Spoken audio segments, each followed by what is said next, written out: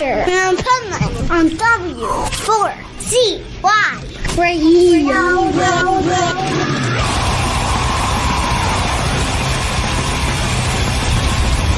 Well, it's a shame this couldn't last. Paid in full, wasted cash, camouflage, the reddest flag. You know what's done is done. Keep the news to yourself. If you find somebody else, I don't miss you anymore. I'm a sharpshooter. Bang, bang on my door. This is the Pipeman here on the Adventures of Pipeman W4CY Radio, and I'm here with our next guest who has some killer new music. So let's welcome to the show Burke from ALLBROOK Station. How are you? Oh, I'm doing so good. Thank you so much for having me, man. Stoked to be here. I mean that. Oh, it's my pleasure. My pleasure, totally. And, you know, you got this new song, Sharpshooter, and I want to hear the story behind that song.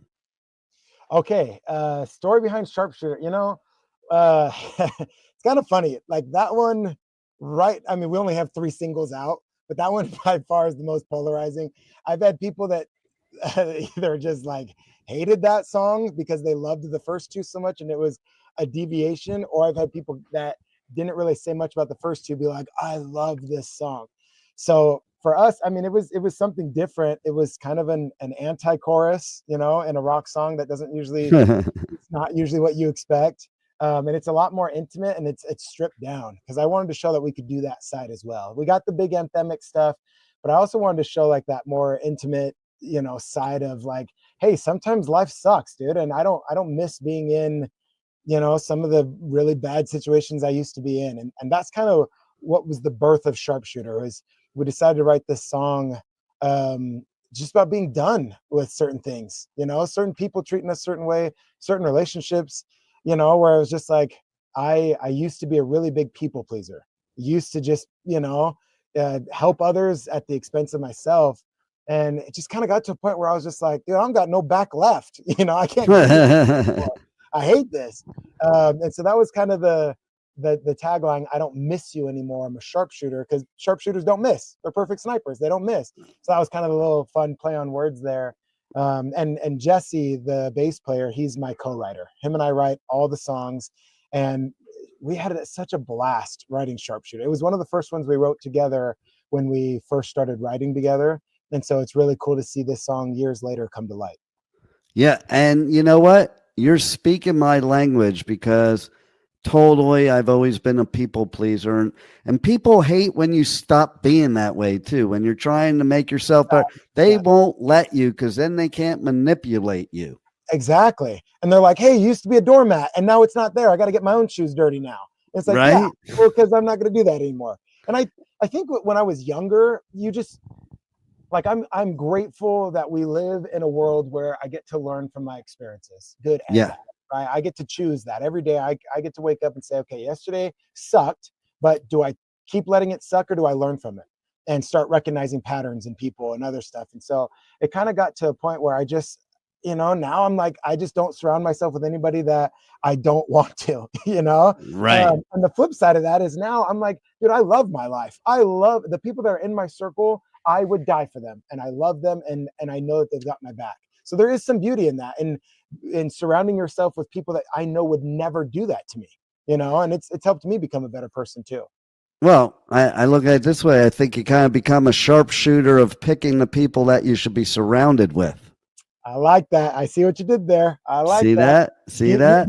You do. Ultimately, you start recognizing like that is a good person. You know, you start recognizing small things that they do when no one's watching, that you're like, yeah, that's somebody I want on my team. That's somebody, you know, somebody that's honest, somebody that can, I mean, I think my favorite people on my team right now are the ones that can tell me when I'm not on my game. I love the ones that can tell me like, hey man, this last performance, a little shaky, let's tighten it up. Or this song just isn't quite there. Or like those people, because I know ultimately they want me to succeed. And so they're not doing it for ego. They're not doing it to put me down. It's, hey, I know you've got what it takes. I want to help push and champion that. I love those ones. And I'd rather that, listen, I'm from the Northeast, so I'd rather people like that shoot it straight to me. Yep. And, you know, because then at least I know where I stand.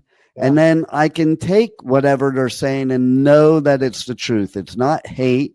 But Yeah. when people just tell you what you want to hear, unfortunately, then you keep doing those things which doesn't help you. I think That's people are right. more helpful and more your friends when they tell you the shit that you don't want to hear. Yes. And I think it's an insecurity thing. Like, because I'll admit, back in the day when everybody was stroking the ego, oh, this is so great. And it feels good to hear that. And it feels good to be worshiped, you know? Right.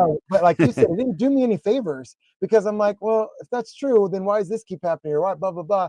And so I realized it's not a them thing. It's a me thing. It was a me being like, hey, I'm secure enough now.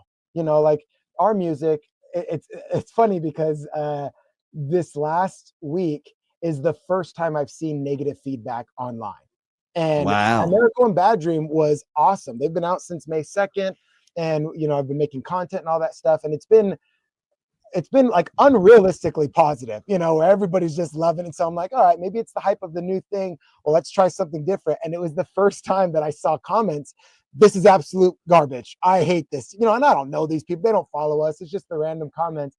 And the thing that happened that was really, really beautiful was I don't take offense to that. There are people that will look me in the eyes and say Metallica sucks. And I'm like, okay, cool. I don't think so. And it has nothing to do with me. I don't know their life. I don't know their upbringing. And my music, I didn't write my music for everybody. I know I'm not going to win the 8 billion people over. You know, I know that's not going to happen. And I'm not trying to. I'm trying to write music that's authentic to me.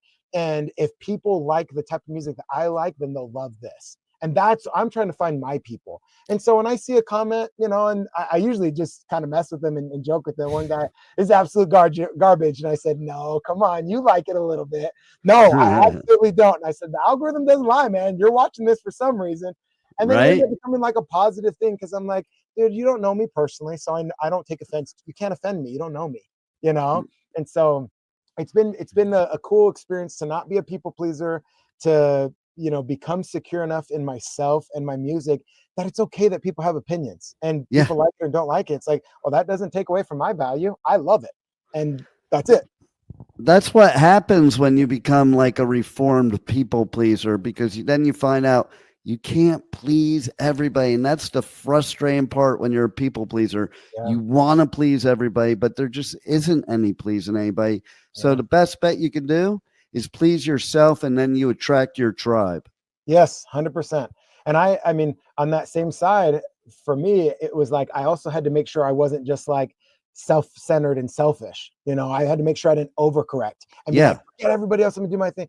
It was, and I'm sure I went through a phase of that when I was breaking out and just kind of learning my boundaries. But over time, it just became a thing where I'm like, I'm secure enough, and that's it. And I will do anything for my peace. I think that's my most protected, you know, resource, and is peace. Where I'm just like, hey, I want that, and I don't need to win an argument. I don't need to fight somebody. I just don't need that. I'd rather have peace. I think that's the maturity, because when you're younger, it's almost like you think that you thrive on drama. Oh yeah. You know, but you think that means attention, and that means nah. At the end of the day, the drama, it just never ends, and it causes more drama. Peace is a lot better way. 100%, man. That's why I'm just like, hey, I'd rather be, because I think it's easy for me to love people. It's easy for me to connect to people, and I'm like, that's authentic to me. What's not authentic to me is confrontation and trying to win. I already won. I'm like, dude, I got the best life in the world. Like, there's nothing anybody can say that's gonna offend me, dude. Sorry. You know, you could come right up to my face, like, your music sucks. I hate your hair. I hate your brown skin, whatever. And I'll just be like, cool, man. Like, you got stuff to figure out in your own life, and I hope you get there, because it's for you. Like, it's gonna affect your life. It's not gonna affect me. No doubt. And you know, it is kind of funny when you do take that attitude, it messes with them more than if you were. They want you to argue with them, so it's very frustrating when you don't to them. That fire needs oxygen, and if you just hold your breath, where's it go? I love it. Right? And it's like, okay, man, well, that kind of killed it for me. And I'm proud to say I've made a few fans from that, from just the way I responded or handled situations where they're like, let me give this another chance. Let me see it. Let me see if I just missed it. And so I'm like, cool. You know, that works way more than me pounding my chest and being like, yeah, I told that internet guy, Facebook user 392, he learned his lesson today, Right. That does nothing. And then even with the people pleasing, what you find, especially doing what you do, is like somebody will say something, so you'll make a change to please them, and then you upset somebody else. So, you just got, I think artists just need to be themselves. Yeah. You create it, because that's where your passion's going to come from. And if you're passionate about it, so will other people be. 100%. And back in the day, I mean, I've been in bands pretty much all my life, put out some demos, put out some songs, nothing at the magnitude or level that I'm finally at now. But I've had a few friends, hey, I love the new stuff. Boy, do I miss the old sound. Or, oh, I miss your old, because I used to be in a heavy metal band, screamo and all that stuff. And I didn't do it well. I don't think I did it well. Like, it just was so hard that when I started doing ALLBROOK Station, I was like, I could do this all day. This is me. This is it. I don't have to swim upstream. It's like, this is easy. I got this. And so it used to hurt my feelings back in the day when I, kind of do a sneak preview of the new songs, and they'd say, oh, I missed the old tune. And then I started realizing, I'm like, dude, like Linkin Park, perfect example, right? I see them right now. So many people are either against the new sound or against, what they're doing. And me, I'm like, well, Linkin Park was the first concert I ever watched and ever saw live. And so for me, I'm like, I'm always going to have that emotional attachment to Hybrid Theory, always. And it's not a versus competition. It's like, I love that, and I keep it what it is. And so for me, when I hear that from fans or friends, I know that they're ascribing a personal touch to their music. They're ascribing, a personal feeling that they had with that music back at that time. And who knows what they're going through at that time, First concert I ever went to, Linkin Park. Let me talk about that one real quick. I was in, I think, middle school. Yeah, middle school. Maybe a freshman in high school. I don't know. I was young. I know that.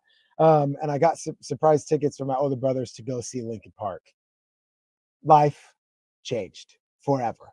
It's craziest. Like, it was Story of the Year, then it was Hoobastank, then POD, then Linkin Park. And the Story of the Year came out swinging, doing backflips. I didn't even know that was allowed. I was like, you're allowed to do backflips with the guitar? The energy was insane. Then Hoobastank came out, killed it, man. The energy of the crowd, loved every word. Then POD was just like such a professional. It's like everybody was singing every part of that set. Then the atmosphere changed when Linkin Park took the stage. It was like everybody in that room, it was like the universe scooped us out of Earth, put us in this like different plane of existence. We had the concert, and then put us back at the end. It was just the craziest thing, craziest, awesome, coolest experience seeing Linkin Park live. And someday I know I'll get to thank them in person. I know I'll be able to be like, you guys came to California and changed my life. And that is the reason I'm in a band now. I watched Chester Bennington, rest in peace. And I watched him and I thought, that's what I want to do for the rest of my life, is that. All right. So tell us how people can reach out to you on socials, how they can reach out on the web, buy your merch, check out your music, all that great stuff. Everything is under the same handle, ALLBROOK Station. That's it. My personal page, Brown Boy Burke. But then, ALLBROOK Station's where it's at. ALLBROOK Station is on social media. The cool thing, because as a young artist, it's like you're drilled, go to the reels and TikToks and the videos. That's, I saw this post this morning. It was Kurt Cobain playing, and they said, imagine if someone told him to go make TikToks. And oh my God, it was funny because it's like, well, yeah, it's a different era. It's like it's a different time like that. And I might get a lot of heat from this. I think he'd kill it. I think anybody back in the day, because they know how to play the game. They understand, and they would kill it because that's their performers. And it's just another medium of telling their story. I think he might have liked it better because he just wanted to stay home anyway and play music, and he would have just, from here. Okay. I don't have to go out there and deal with, my social anxiety or rock star shit that I don't want and all that stuff. And I can stay in my bedroom and play my acoustic with Courtney and do a TikTok. Okay, I'll do it. Social media gets a lot of hate, and I used to fight it at first, but then I thought, like, oh, what a cool way for fans across the whole world to discover us. Like, there's nothing like that. And yes, at first you feel cringy. I've made my fair share of videos where I'm just singing. You're kind of lip syncing, but I also don't like lip syncing because I feel like the energy is lost. So I'll sing for reals. And it's weird when you're in public and I'm singing and people are like, I got earbuds in and my videographer is doing this thing and I'm singing out loud. It's cringy. And I never want to, like, I will tell the videographer, hey, I'll do it. And if people are passing by, that's fine. I never want to draw attention, even though I do love the attention. I don't want to do it then. I don't like personally doing that when it's like, hey, dude, I'm trying to have lunch and this guy's yelling in my ear. Like, for me, I don't like that because I don't like bothering people. But if it's like we're at a park or we're at a beach or something, and a lot of people are playing or doing whatever, if it's an appropriate setting and it's respectful, then I'm like, yeah, I'll sing and do it. I don't mind it, but it is tough and cringy at first, and you feel like, why am I making all these videos to get 17 views, but I was like, no, I'm not doing it for that. Like, I'm doing it to polish my craft so that when the time comes and this thing does explode, I don't have to start from zero. I'm like, oh no, I've been doing this for years. I'm ready. I know how to do it. And we just level up. Totally. I love it. And I love your music, and everybody's got to check you out. And you got the new album's going to drop in 2026. Yes. All We Have Is Pain. Yes. Yeah. Yeah.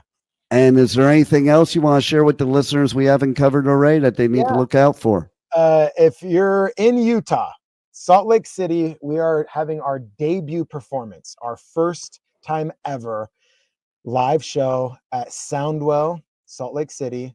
And it will be August 26th at 7 p.m. Doors open at 6. Our in-house DJ, Frank Zoo, will be DJing from 6:30 to 7, and then we take the stage. And here's all I want to say about the show. Actually, 2 things real quick. So when you hear new band, most people think mistakes, all the kinks, they're figuring it out. And so I'm like, yes, we are a new band, but this is not new to us. We might be new to you, but this isn't new to us. And so I think a lot of people are going to go to this show expecting an opener. Like, cool, we're here, and they're going to get a headliner. Nice. We've worked on this show for the last 6 months of like everything dialed down to a T. It's a performance. And that's something that I never want to lose. Where I'm like, hey, what makes Foo Fighters, Metallica, all those things, Taylor Swift, what makes all of those things different than an amateur? And so you start to pick those apart and realize what's being done behind the scenes, the things that we don't see that makes a show great. So there's that. And then my last little quip is, you think of your favorite artist, favorite band of all time. If you could hop into a time machine and go back to their debut performance, wouldn't you give anything to see? Like, if I could go back and see Linkin Park's first ever public appearance, done. Take my soul. Here it is. I want to see that. Slipknot, same thing. Like, I want to see that. I want to see Metallica. Like, I would love to just be there in person. I was at the Metallica first show ever. Were you? And Slayer. Okay, so tell me, given what you know about Metallica now, what does that first show mean to you? Now I'm interviewing you real quick. It means fucking everything. And it's great when I tell certain bands during interviews that the look that you get from them, because it is iconic. And there's so many firsts, because my dad, I grew up in Jersey, and my dad moved me to LA in 1980. So like my first club show ever was Motley Crue before they had an album at the Roxy on the Sunset Strip. Like, and they weren't even glam yet. They were horror punk. So they tried to light the Roxy on fire to bring Satan in. And I have a visual of that in my head to this day, like as if I was there. I like remember every part of it. And, you know, those types of things are so badass. And like Metallica, that first show ever, this dude gets off the stage, hands me a business card. and it says Metallica, power metal, Dave Mustaine. That's crazy. Right? Yeah. So like memories like that, like you can't buy memories like that. And then, you know, when you do see them big like they are now, it's like, I remember when, you know, and you've seen the whole journey, and it's kind of cool because you're part of their journey. Yeah, dude. And that's how many people get to say that. I mean, how many people were in that room that day with you, you know? There were 25 of us. That's crazy to me. Right? Crazy, dude. 25. That's what I'm saying. I'm like, dude, I know we will make it. I know, because I won't let us give up or fail. I just won't. I really do believe in taking your life in your own hands. Yes. Sorry, taking your life is a bad phrase, because it's not that way. We don't mean that. Not that way. Let me rephrase that. Cut that. I believe in controlling your fate and your destiny, and taking life as everything, taking it and making something out of it. Like, I feel like that's what we were here to do. Is we have this beautiful gift of life that is so fragile. It's 1 second and it's done, you know? And it's so like you said before about choices. Like, I'm all about choices. I also am a motivational speaker. So you're speaking my language, and, you know, we can choose our destiny. We don't have to, like, so many people, they take what happened to them in life and they make it like they have no choice. No, it's not what happens to you. It's what you do with it. Exactly. They make it look like, you know, they got a paper cut and then they lost their finger. It's like, no, it'll heal. Put a Band-Aid on it. It's not gone. You know, you can still use it. It'll heal. And some people just keep opening it and keep never letting it heal. And I think a big thing that's helped me is responding rather than reacting. You know, when life has experiences where I'm like, okay, I can choose to react, and that's usually not the best way to do it because it's going to be emotional. But if I can respond, if I can internalize it, take it in, respond. And so that's what I'm kind of trying to do with my music. I'm trying to respond to, why am I here? You know, why am I breathing today? What is my purpose? Why am I here? What do I want to leave behind? I just became a new dad, and I love life. Thank you. My daughter, she's my entire world. And I'm like, at my funeral someday, what do I want her to say? And I think about that all the time, every single day. I promise you, I think about that every single day. And I know what that answer is. And so that's the type of guy I'm trying to be. It's the type of music I want to leave behind. And I want people to have your experience with the Metallica, with ALLBROOK Station, that they go, I was there. I remember them, their first show. And now they're the biggest rock band in the world. Right, Matt. And now you're going to have to let me know how many people showed up at your debut, and I bet it'll be more than 25. 25 is my goal. So I'm like, all right, can you be 25? No. That's a pretty low bar. Yeah, I think we're at several hundreds as far as where we're going to be at, and I think it's great. The room is a 600 capacity room, and I think that's massive. I don't think we're going to sell out. I mean, it is what it is. Like, we're a brand new band. You know, as much as I want to have all the hopes and dreams of, oh my gosh, we're going to sell out. People underestimate how hard it is to get 600 people to come on a Tuesday to pay $25 to come see you as a brand new band, you know? Yeah. And so for me, I'm like, I don't look at that as a bad thing. If we had 17, 100, 300, everybody that was there, I'm like, you made that choice to come here and see us when you could have done anything.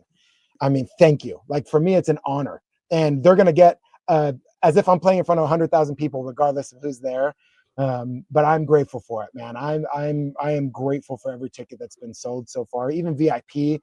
Like, we've had great success, especially for a brand new band.